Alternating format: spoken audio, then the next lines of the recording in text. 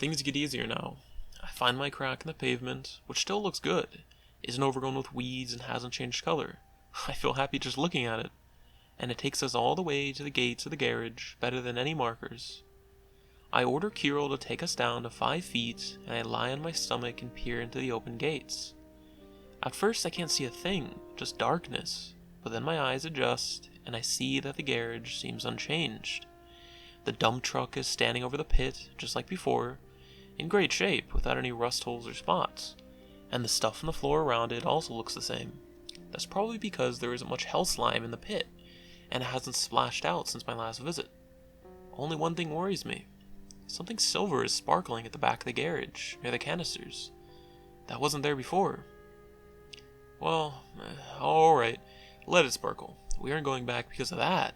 It's not even sparkling in an unusual way, just a tiny bit, mildly and almost gently. I get up, dust myself off, and look around. And here are the trucks parked in the lot, really just like new. Since I've been last here, they've gotten even newer, while the gasoline tanker, poor thing, is now completely rusted through and about to fall apart. And there's the tire lying beside the gates, that you can see on their map. I don't like the look of that tire. There's something wrong with its shadow. The sun is at our backs, but the shadow is stretching towards us. Oh well, it's far away from us. Anyway, everything's fine. We'll manage. But still, what could be sparkling there? Or am I imagining things? Now, the thing to do would be to light up, sit down quietly, and think it through. What's that silver stuff above the canisters? Why isn't it also beside them? Why is that tire shadow like that? The Vulture Burbridge was telling us something about the shadows, which sounded strange but harmless. The shadows do funny things around here. But what about that silver stuff? It looks just like a cobweb. What sort of spider could have left it behind? I've yet to see a single bug in the zone, and the worst thing is that my empty is lying right there, 2 steps away from the canisters. I should have just taken it last time, then I'd have nothing to worry about. But the damn thing is full, so it's heavy. I could have managed to lift it, but to drag it on my back at night, crawling on all 4s? Yeah, if you never carried an empty, go ahead and try. It's like lugging 20 pounds of water without a bucket. Well, should I go in? I guess I should. A drink would sure help. I turn to Tender and say, Kirill and I are going into the garage now. Stay here with the boot. Don't touch the controls without my permission, no matter what happens, even if the ground below you catches fire. If you chicken out, I'll find you in the afterlife. He nods at me seriously. Don't worry, I won't chicken out. His nose looks like a plum. I really gave it to him. I carefully lower the emergency ropes, take one more look at the silver stuff, wave at Kirill, and start to climb down. I stand on the pavement, waiting for him to go down the other rope. Take it slow, I say. Don't rush. Don't raise dust. We're standing on the pavement, the boot is swaying next to us, the ropes are wriggling under our feet. Tender is sticking his head over the railings, looking at us with despair in his eyes. We have to go in. I tell Kirill, walk 2 steps behind me, keep your eyes on my back, and stay alert. And I go in. I stop in the doorway and look around. Damn, it sure is easier to work during the day. I remember how I lay in the same doorway. It was pitch black. The hell slime was shooting tongues of flame up from the pit, blue ones, like burning alcohol. And the most frustrating thing was that the damn flames didn't even give off light, but only made the garage seem darker. And now it's a breeze. My eyes have gotten used to the gloom. I can see everything, even the dust in the darkest corners. And there really is something sparkling there. Silver threads are sticking from the canisters to the floor. Looks just like a cobweb. It might be in fact a cobweb, but better to stay away from it. And here I screw up. I should have Kirill walk next to me, wait until his eyes get used to the dark, and show him the cobweb.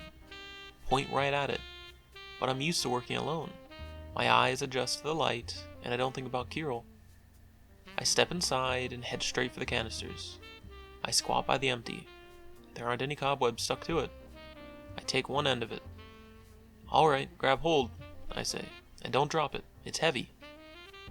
I look up at him, and my heart leaps into my throat. I can't say a word. I want to yell, stop! Don't move! And can't. And there probably isn't enough time anyway. It all happens so fast. Kirill steps over the empty, turns around, and his back goes right into the silver stuff. The only thing I can do is close my eyes.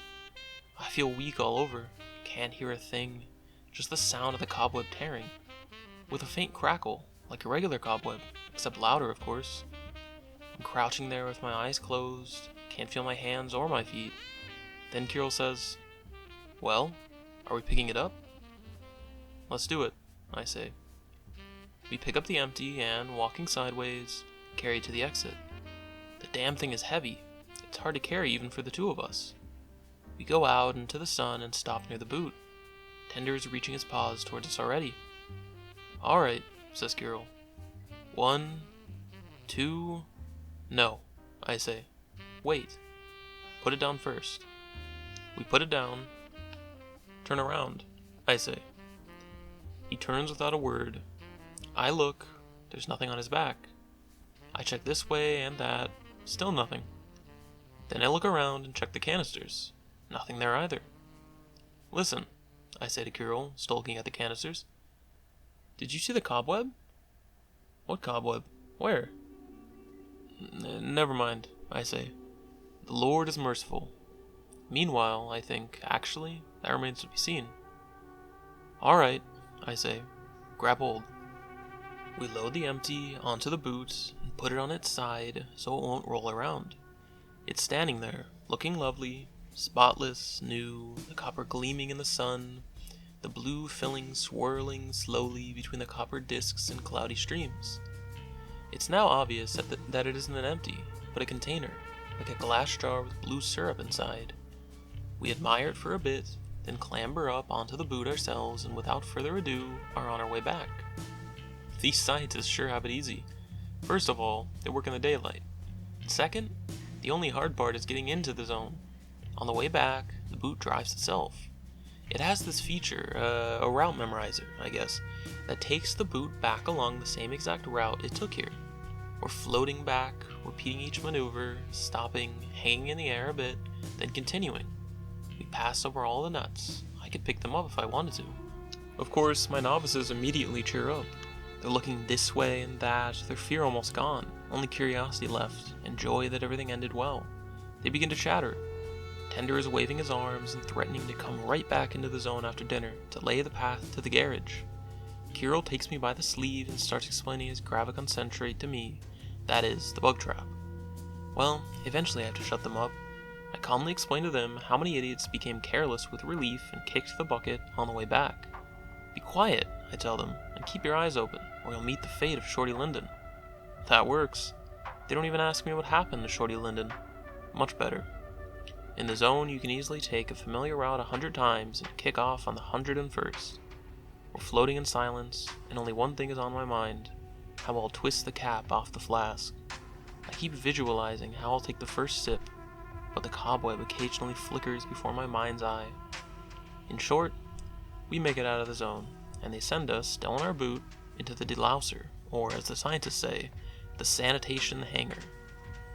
They wash us in 3 boiling liquids and 3 alkaline solutions, smear some crap on us, sprinkle us with powder, and wash us again, then dry us and say, "Get going, guys, you're free." Tender and Kirill drag the empty along. People show up in droves. It's hard to get through, and it's so typical. Everyone's staring and shouting greetings, but no one is brave enough to lend a hand to 3 tired men. Oh well, that's none of my business. Nothing is my business anymore. I pull the spec suit off and throw it out on the floor. The sergeant's lackeys will pick it up. Then I head for the showers, since I'm soaked from head to toe. I lock myself in the stall, take out the flask, unscrew it, and attach myself to it like a leech. I'm sitting on the bench, my heart is empty, my head is empty, my soul is empty, gulping down the hard stuff like water. Alive. I got out. The zone let me out. The damned hag. My lifeblood. Traitorous bitch. Alive. The novices can't understand this. No one but a stalker can understand. And tears are pouring down my face, maybe from the booze, maybe from something else. I suck the flask dry. I'm wet. The flask is dry. As usual, I need just one more sip.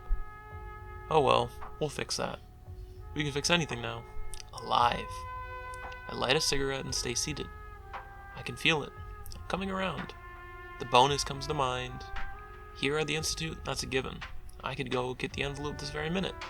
Or maybe they'll bring it right to the showers.